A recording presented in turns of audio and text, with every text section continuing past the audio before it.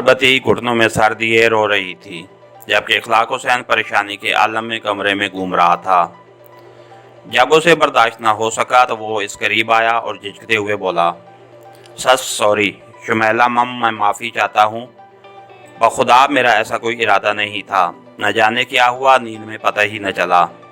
पप प्लीज़। पार्वती ने उसे अपना नाम शुमैला बताया था। इखलाक साहब, मैंने एतबार किया था, मगर आपने मुझे मुंह दिखाने के काबिल नहीं छोड़ा। अगर मुझे पता होता तो मैं यहाँ आती ही ना। शुमैला देखो, खफा मत हो मम, मैं आपसे शादी कर दूँगा। मैं गरीब तो नहीं हूँ, अच्छा खासा दौलतमंद हूँ, कारोबार है, गाड़ी है, बंगला है, नौकर चाकर हैं, और क्या चाहिए आपको? है शादी? मुझे पता है ये सब मुझे बहलाने के लिए कह रहे हैं।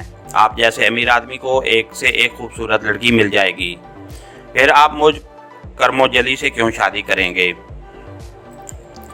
मैं 40 साल का होने वाला हूँ।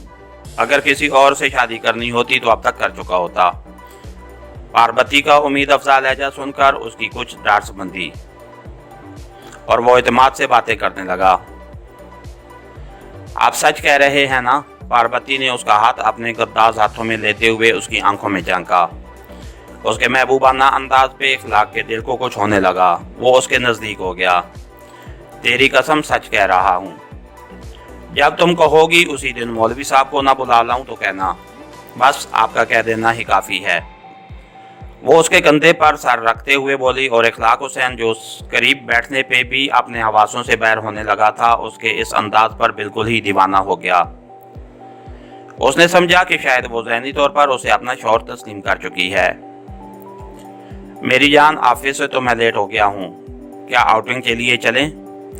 आप शॉपिंग भी कर लेना, कपड़े, ज्वेलरी, जूते वगैरह ले लेना। इखलाक साहब, मैं आपके साथ जाऊंगी, पर अभी नहीं। अभी नहीं का क्या मतलब? वो हैरानी से मुस्तफसर हुआ। असल में मैं पर्दा करती हूँ। गुज़िश्ता रात तो इज्जत बचाने के लिए अपना सब कुछ खाला के घर छोड़ आई थी, वरना निकाब के बगैर मैं घर से निकलने का सोच भी नहीं सकती।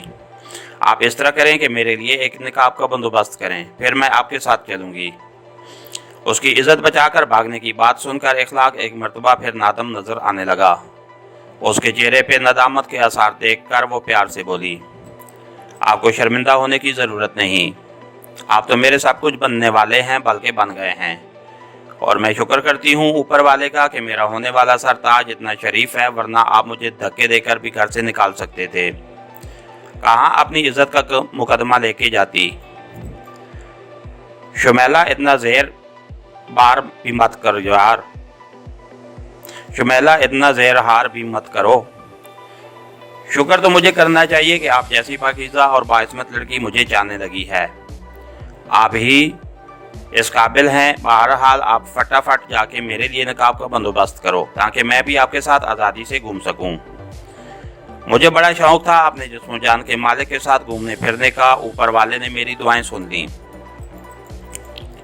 ठीक है, तुम चंद मिनट इंतज़ार करो। मैं यूं गया और यूं आया। वो खड़ा हो गया और पार्वती ने इस बात में सर हिला दिया। उसके जाने के बाद भी वो महाराज की तलाश के मंसूबे बनाती रही। फिलहाल तो उसने यही सोचा था कि इखलाक के साथ निकाब ओढ़कर सारे शहर में घूमेगी, और जिधर भी कोई जानने वाला नजर आया उसके जरिए महाराज तक पहुंच जाएगी। उसके अलावा कोई मुनासिब तजवीज़ उसके जहन में नहीं आ रही थी। यूं भी सीआई का खौफ उसके जहन से निकल गया था। अचानक उसे ख्याल आया कि कहीं एजेंसी वाले उसकी फ़ोटो अखबार में ना दे दें। वो बेचैनी के आलम में उठ खड़ी हुई। क्या मुझे इखलाक को हमराज बना लेना चाहिए? एक सोच के दिमाग में गूंजी, जिसका जवाब उसने नफ़ी की सूरत में दिया। और फिर उसे याद आया कि उसकी तो वहाँ फ़ोटो भी नहीं निकाली गई थी। उसे ज़रा इत्मीनान हुआ, मगर ये खलश बहरहाल उसके दिमाग में मौजूद रही कि सीआई वाले मुसव्विर से भी उसकी फ़ोटो बनवा सकते थे। गो वो बिल्कुल उसके हूबहू न होती, मगर फिर भी इतनी मुशाबत पाई जाती कि इखलाक उसे पहचान लेता। काफ़ी देर की मगजमारी के बाद वो इस नतीजे पे पहुंची कि वो रोज़ाना के अखबार बाकायदगी से देखती रहेगी। अगर उसकी फ़ोटो आ गई तो वो वहाँ से चली जाएगी या इखलाक को अपना हमनवा बनाने की कोशिश करेगी, और इस दौरान वो इखलाक को भी ऐसा गर्विदा बनाएगी कि वो उसके बिना जीने का भी तसव्वुर नहीं कर सकेगा। इसके साथ ही हमारी आज के एपिसोड का इख्तिताम हुआ। कहानीगर चैनल को लाइक कीजिए, सब्सक्राइब कीजिए। और बेल आइकन को प्रेस कर दीजिए ताकि हर आने वाली नई वीडियो आप तक बर वक्त पहुँच सके। शुक्रिया।